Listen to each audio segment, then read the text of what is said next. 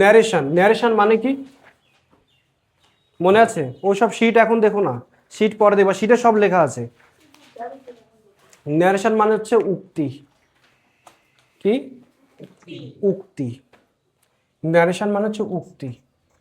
ভয়েসের সময় কি বলেছিলাম? ভয়েস মানে কি? ভয়েস মানে কি? বাচ্চ। আর ন্যারেশন মানে উক্তি। উক্তি মানে কি? কেউ কোনো একটা কিছু বললো, কেউ একটা কোনো কিছু বললো, বক্তব্য। বক্তব্য বলতে পারো, বক্তব্য। আর একটা কথা কি আছে? স্পিচ। স্পিচ। তাহলে এটা ন্যারেশন চেঞ্জ অথবা স্পিচ চেঞ্জ, যে কোনো নামে তুমি ডাকতে পারো। ঠিক আছে, দেখতে পাচ্ছ? নাহলে ওইদিকে যেতে পারো। ন্যারেশন চেঞ্জ অথবা স্পিচ চেঞ্জ আসবে, সেটার নাম হচ্ছে উক্তি বা বক্তব্য, মানে কেউ কোনো কিছু বলল সেটা।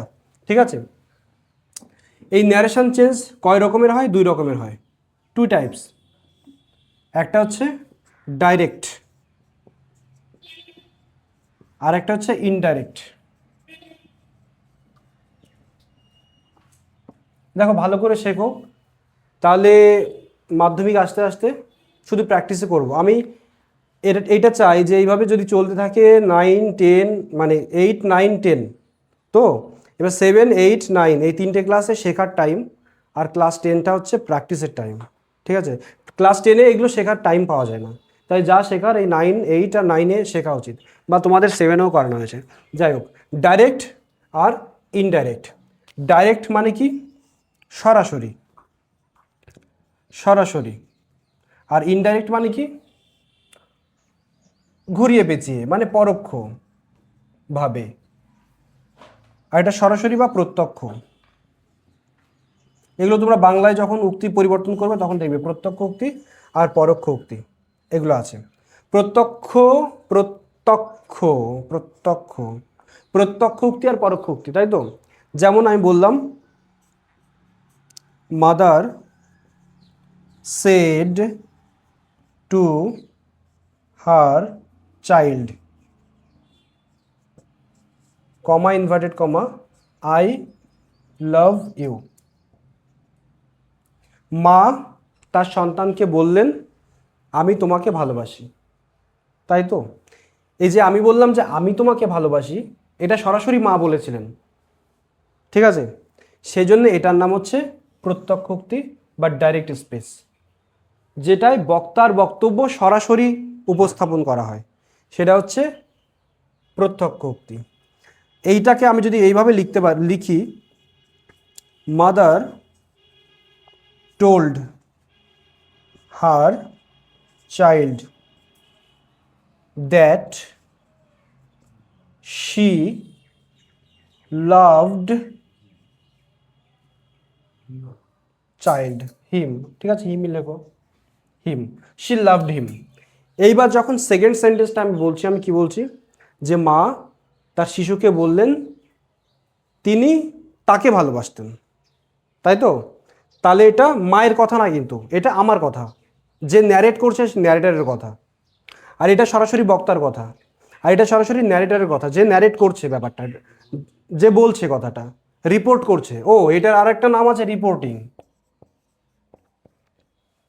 PORTING, REPORTING, reporting. এটা আর একটা নাম আছে রিপোর্টিং, মানে কি? রিপোর্ট করা, কারো একটা কিছু রিপোর্ট করা। এই যে বিভিন্ন সময় দেখবে নিউজ পেপারে যেটা হয়, নিউজ পেপার রিপোর্টিং মানে কি? কোনো একটা লোক এই কথা বলেছে, যে কোনো একটা নেতা এই কথা বলেছে, তার কথা সরাসরি বলা, সেটা হচ্ছে প্রত্যক্ষ। তার কথা যে রিপোর্টার তার মুখে বলা, সেটা হচ্ছে, হ্যাঁ, খেলাধুলাতে হয়, সব কিছুতে হয়। মাদার টোল্ড হার, মানে তার, যদি সেটা তার বক্তব্য হয় তখন সেটা পরোক্ষ। এটুকু বুঝতে পারলে? তাহলে ন্যারেশন কি দেখলাম? ন্যারেশন দুই প্রকার, একটা ডাইরেক্ট, একটা ইনডাইরেক্ট, বা ডিরেক্ট স্পিচ, ইনডাইরেক্ট স্পিচ, বা ডাইরেক্ট ন্যারেশন, ইনডাইরেক্ট ন্যারেশন। সেটা যখন বক্তার সরাসরি বক্তব্য প্রকাশ করা হয় সেটা ডাইরেক্ট স্পিচ, যখন সেটাকে ন্যারেটার বা রিপোর্টার তার বক্তব্যে প্রকাশ করে সেটা হচ্ছে ইনডাইরেক্ট স্পিচ। Every clear? এইবার আমাদের যে জিনিসগুলো দেখো, ভয়েসের সময় আমরা কি জেনেছিলাম? ভয়েসের সময় আমরা জেনেছিলাম যে চারটে জিনিস আমাদের আইডেন্টিফাই করতে হবে, তাই তো? এখানেও কিন্তু কতগুলো জিনিস আমাদের আইডেন্টিফাই করতে হবে। মন দিয়ে দেখো, ভালো করে বোঝার চেষ্টা করো। এখানে কয়েকটা পার্ট আছে, তার মধ্যে একটা হচ্ছে যে বলছে, যে বলছে তাকে আমরা স্পিকার বলতে পারি। স্পিকার লিখতে হবে না, সব লেখা আছে। স্পিকার অথবা সাবজেক্ট, অথবা সাবজেক্ট। যে বলছে সে স্পিকার অথবা সাবজেক্ট। যে শুনছে সে লিসনার, LISTENER অথবা অবজেক্ট। যে শুনছে সে লিসনার অথবা অবজেক্ট। আর এই যে স্পিচটাকে যে ভার্বটা দ্বারা বর্ণনা করা হচ্ছে, যে ভার্বটা দ্বারা এই স্পিচটা বর্ণনা করা হচ্ছে, এটার নাম হচ্ছে রিপোর্টিং ভার্ব। কি ভার্ব? রিপোর্টিং। তোমরা নর্মালি কথাবার্তা বলো, কোনো অসুবিধা নাই তো, তোমরা যেরকম কথা বলছো সেরকম বলো, রিপোর্টিং ভার্ব। আর এটা হচ্ছে, এটা কি? Reported speech. Reported, reported speech, কারণ এই স্পিচটা রিপোর্ট করা হয়েছে, সেই জন্য রিপোর্টেড স্পিচ। ঠিক আছে, তাহলে এই এই কয়েকটা জিনিস কিন্তু আমাদের জানতে হবে, কোনটা সাবজেক্ট, কোনটা অবজেক্ট, কোনটা রিপোর্টিং ভার্ব, মানে রিপোর্টিং ভার্বটা কোন টেন্সে আছে সেটাও আমাদের ইম্পর্টেন্ট, পরবর্তীতে দেখবো। আর রিপোর্টেড স্পিচ, এই রিপোর্টেড স্পিচে কি কি আছে, এই এখানে আই লাভ ইউ, এটা এটা এটা কিছু ম্যাটার করছে না, এটা শুধু ম্যাটার করবে তোমার পার্সনটা, এটা ফার্স্ট পার্সন কিনা, এটা সেকেন্ড পার্সন, আর এটা কি ভার্বের, এটা কি কি টেন্স আছে, এটা প্রেজেন্ট ইনডিফিনাইট টেন্স। ঠিক আছে, এটা ম্যাটার করবে। এইবার আমরা সরাসরি চেঞ্জ কিভাবে করব, এটা অ্যাসার্টিভ সেন্টেন্স হচ্ছে। হ্যাঁ, অ্যাসার্টিভের চেঞ্জ দেখছি। আমরা ভয়েসের সময় কি দেখেছিলাম? আমরা ভয়েসের সময় দেখেছিলাম যে ইন্টারোগেটিভ সেন্টেন্স যখন করেছিলাম তখন দেখেছিলাম ইন্টারোগেটিভের যে আউটপুটটা সেটা ইন্টারোগেটিভেই আছে। ঠিক আছে, কিন্তু এখানে সব রকমের সেন্টেন্স থাকবে, এখানে অ্যাসার্টিভ থাকবে, এখানে ইন্টারোগেটিভ থাকবে, এখানে অপটেটিভ থাকবে, এখানে এক্সক্লামেটরি থাকবে, সব থাকবে। ঠিক আছে, কিন্তু সমস্ত আউটপুট হবে অ্যাসার্টিভে। ঠিক আছে, আউটপুটটা লাস্টে যা হবে, লাস্টে ফুল স্টপ বসবে। ঠিক আছে, এবার দেখো, এবার দেখছি অ্যাসার্টিভ সেন্টেন্স কিভাবে পরিবর্তন করব। অ্যাসার্টিভ সেন্টেন্স পরিবর্তন করতে গেলে তোমাকে সাবজেক্ট বসাতে হবে। এখানে সেড টু, এই সেড টু পরিবর্তন হয়ে বসবে টোল্ড। ঠিক আছে, যদি সেড টু থাকে তবেই টোল্ড হবে। অনেক সময় দেখবা যে সেড, শুধু সেড কমা ইনভার্টেড কমা দিয়ে শুরু হচ্ছে, তখন আর কিন্তু টোল্ড হবে না, তখন সেড হবে, এটা মাথায় রাখবা। সেড টু কখন থাকবে? যখন অবজেক্ট থাকবে, তখনই সেড টু থাকবে, তখনই তুমি সেড টুর পরিবর্তে টোল্ড লিখবা, তারপরে অবজেক্ট লিখছো। তাহলে মাদার টোল্ড, সেড টু উঠে গেল, টোল্ড হার চাইল্ড। এটুকু বুঝতে পারলে সূর্য? এইবার এই কমা ইনভার্টেড কমা উঠে যাবে, উঠে গিয়ে এখানে একটা দ্যাট বসবে। কমা ইনভার্টেড কমা উঠে গিয়ে একটা দ্যাট বসবে। এইবার ফার্স্ট পার্সন থাকলে, এবার পার্সন পরিবর্তনের নিয়ম, ফার্স্ট পার্সন থাকলে পরিবর্তন হবে কি অনুযায়ী? স্পিকার বা সাবজেক্ট অনুযায়ী, স্পিকার বা সাবজেক্ট অনুযায়ী ফার্স্ট পার্সন থাকলে। সেকেন্ড পার্সন থাকলে পরিবর্তন হয়ে যাবে অবজেক্ট বা লিসনার অনুযায়ী। ঠিক আছে, আর থার্ড পার্সন থাকলে কোনো পরিবর্তন হবে না। তাহলে ফার্স্ট পার্সন থাকলে স্পিকার অনুযায়ী পরিবর্তন হবে, সেকেন্ড পার্সন থাকলে লিসনার অনুযায়ী পরিবর্তন হবে, থার্ড পার্সনের কোনো পরিবর্তন হবে না। এটা একটা পরিবর্তন, সাবজেক্ট পরিবর্তনের নিয়ম। তাহলে সাবজেক্ট পরিবর্তনের নিয়মে আমরা দেখলাম ফার্স্ট থাকলে স্পিকার, সেকেন্ড থাকলে লিসনার, থার্ড থাকলে নো চেঞ্জড। ঠিক আছে, আর একটা কি টেন্স পরিবর্তনের নিয়ম। এই রিপোর্টেড স্পিচের টেন্সটা পরিবর্তন হবে কখন? যখন এখানে পাস্ট টেন্সে থাকবে তখন। এইটা যদি প্রেজেন্ট টেন্সে থাকে বা ফিউচারে থাকে তাহলে কিন্তু এদিকের কোনো টেন্সের পরিবর্তন হবে না, এটা মাথায় রাখবে।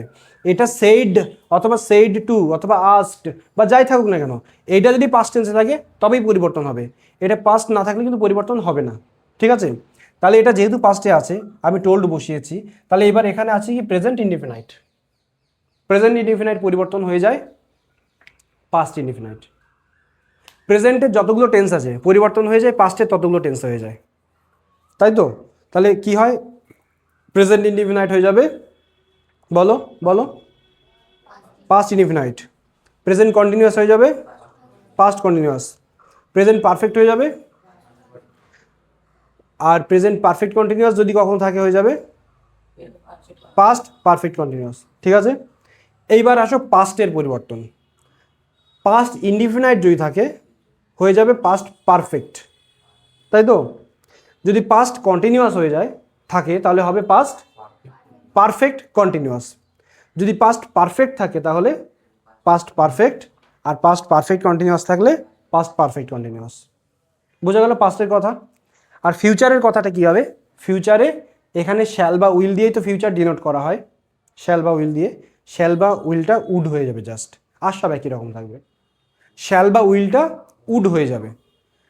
এইবার তোমরা ভাবতে পারো যে উইলটা তো উড হচ্ছে, ঠিক আছে, উইলের পাস্ট টেন্স উড, তাহলে শ্যালের পাস্ট টেন্স তো শুড হওয়া উচিত।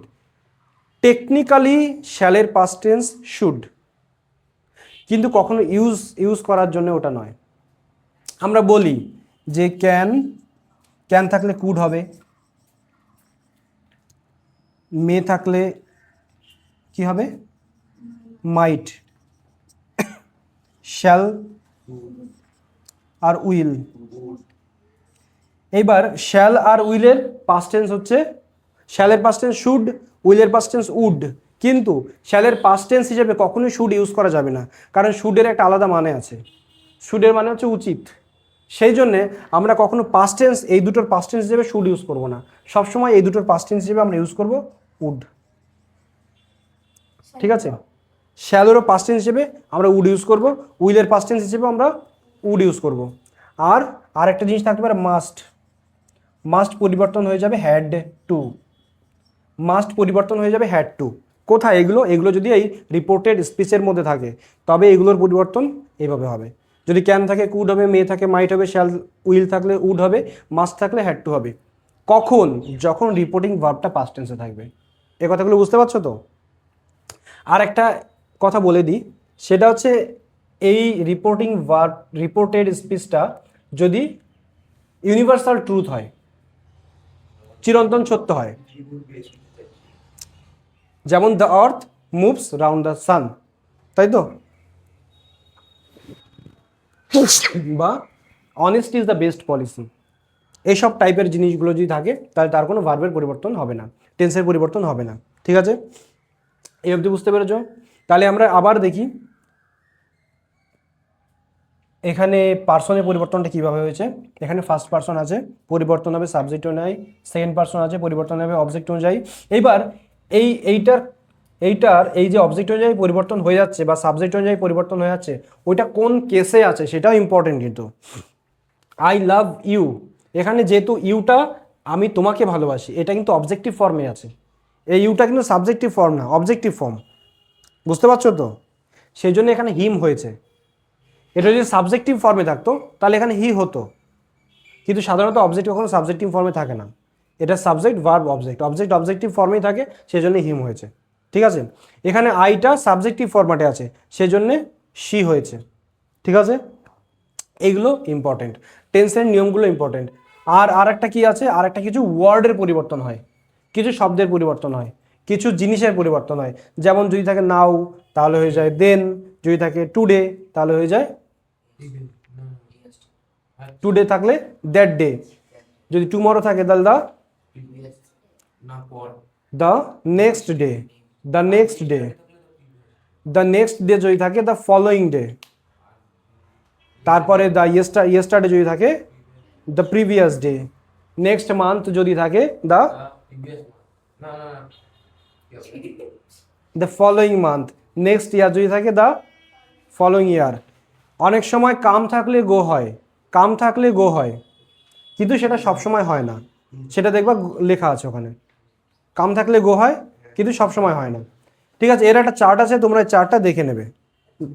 হ্যাঁ, টু নাইট থাকলে দ্যাট নাইট, এই চার্টটা দেখো ওখানে লেখা আছে, ইয়ে পরিবর্তনের নিয়ম, ওই চার্টটা দেখে নেবে। হয়ে গেল।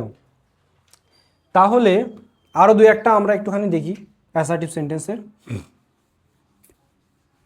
খুবই সহজ, একবার প্র্যাকটিস করা শুরু করলে কোনো ব্যাপারই না। হ্যাঁ, কি বলছে? দাস দাস দাস নাকি টিএইচ দাস, দাস মানে এইভাবে।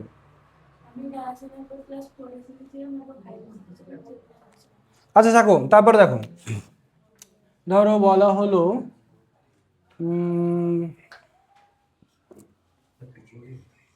The man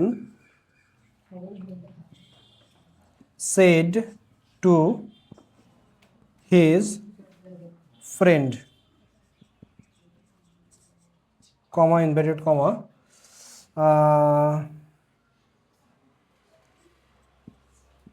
I am going to Kolkata tomorrow. দেখো এখানে অনেকগুলো পরিবর্তন আমরা একবারে দেখতে পারবো। The man said to his friend, comma inverted comma, I am going to Kolkata tomorrow. না আবার তো এইটুকুই। তাহলে দেখো বলো একসঙ্গে করি কি হবে। দ্য ম্যান হয়ে গেল, সেড টু পরিবর্তন হয়ে কি হলো, টোল্ড। হিজ ফ্রেন্ড, কমা ইনভার্টেড কমা উঠে গেল, উঠে গিয়ে দ্যাট বসলো, দ্যাট আই ছিল ফার্স্ট পারসন, কি হবে এই অনুযায়ী পরিবর্তন হবে, তাহলে হি, তারপরে was going to Kolkata the next day. Good, very good. বুঝতে পারলে, বুঝতে পারলে, ঠিক আছে।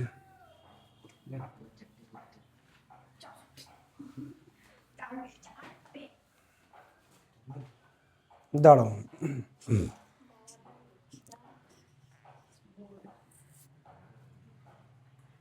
the teacher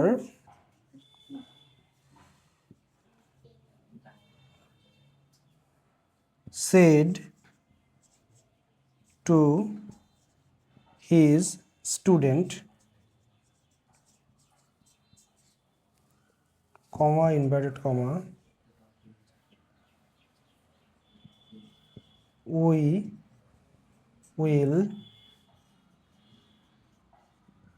arrange a meeting.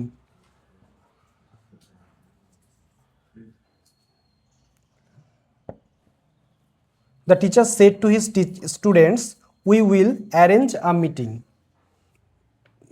কি হতে পারে এটা? The teacher told his students that they will হবে, they would arrange a meeting. বুঝতে পেরেছো?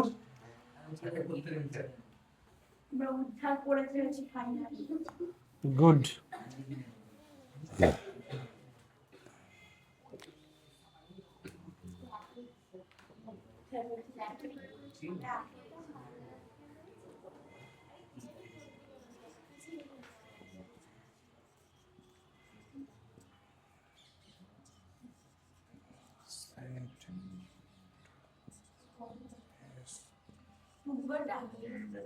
হ্যাঁ করো।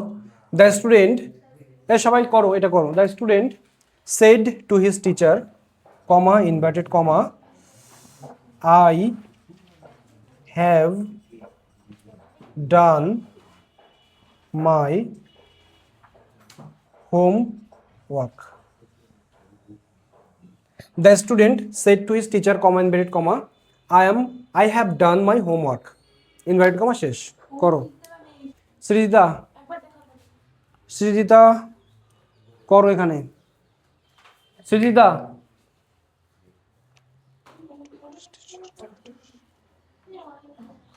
হ্যাঁ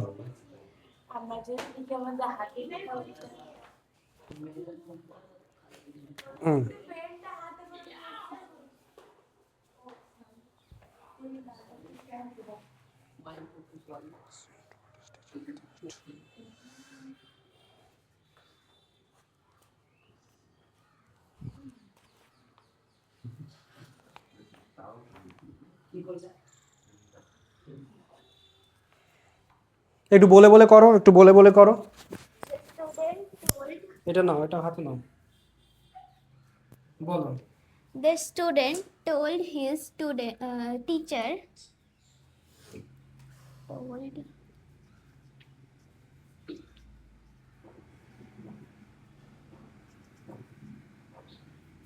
that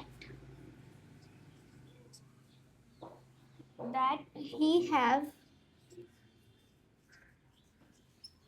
he he he has has oh sorry they had done his homework.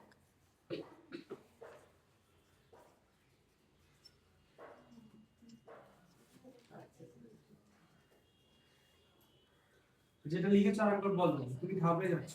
The student ঠিক আছে ঠিক আছে, told his teacher that he had done his homework. Good, very good.